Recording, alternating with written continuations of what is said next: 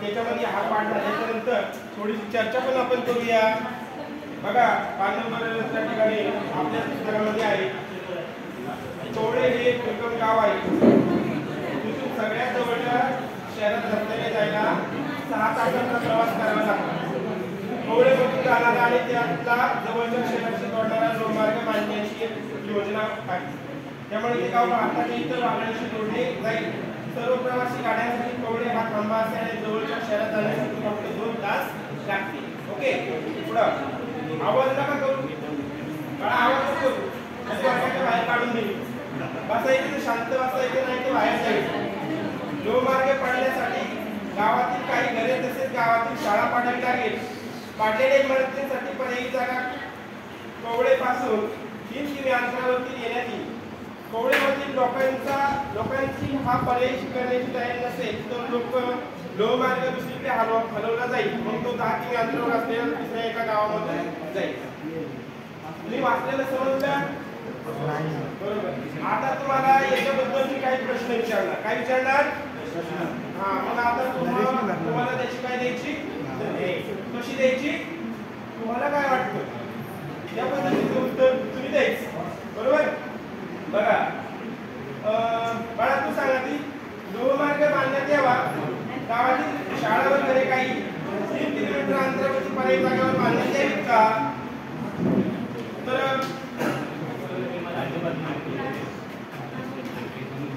पण गेली अनेक वर्ष आपला विद्यार्थी, माझा विद्यार्थी काय सांगतो सर, गेली अनेक वर्ष आम्ही त्या गावात राहतोय. अनेक पिढ्या त्या गावाने पाहिलेल्या आहेत. आणि आता तुम्ही म्हणताय की लोहमार्ग बांधायचा. ज्या शाळेत आम्ही शिकलो ती शाळा तिथे जर नसेल तर आमचं झालेलं सगळं नुकसान भरून काढता येणार नाही.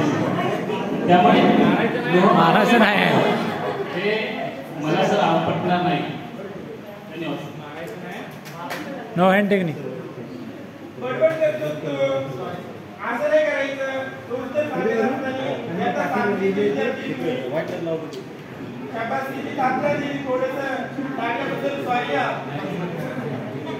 बरं, दुसरा प्रश्न विचारतो. आता तू सांग बाळा, कालचं तुला मारलेलं आठवतं का? हो सर. शिक्षकांनी आम्हाला आता गुन्हा आहे पण तरी पण तू लक्ष देत नाही म्हणून मारावं लागतं. लोहमार्ग 10 किमी अंतरावरील दुसऱ्या गावात गेला तर जाऊ द्यायचं का? नाही सर, मला असं वाटतंय की जर लोहमार्ग गेला तर गावचा विकास थांबेल. आणि जर राज्य शासन किंवा शासन जर त्याचा योग्य मोबदला दिला तर, किंवा आमच्या पडीक जमिनीचा वापर करून जर लोहमार्ग गावात बांधत असतील तर आमच्या गावाची त्याला अनुमती असेल. ठीक आहे. तर दिले तू तुझ्या पद्धतीने. आता मी तुला विचारतो प्रश्न. बाळा, तू बाळा मला सांग, लोहमार्ग अजिबात बांधू नये का? नाही, बांधायला पाहिजे. मग का बरं बांधायला पाहिजे? आपल्या समाजाची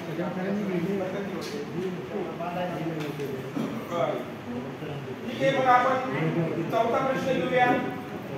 बर बाळा, तुला काल मी एक प्रश्न लिहायला सांगितलं होतं, लिहिलाय का तू? लिहिलाय सर.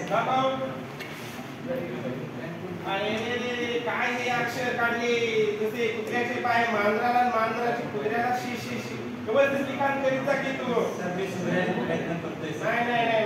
असं नाही. पहिल्या नंबरचा विद्यार्थी तू असं वागतोस. बरं, ठीक आहे. तुला प्रश्न, इतर कोणताही पर्याय.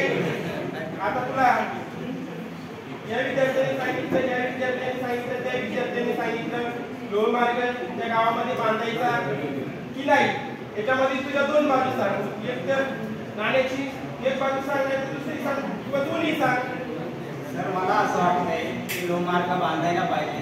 या आधुनिक युगामध्ये जर लोहमार्ग जर बांधला तर आपल्या सर्वांची एक चांगली सोय होते.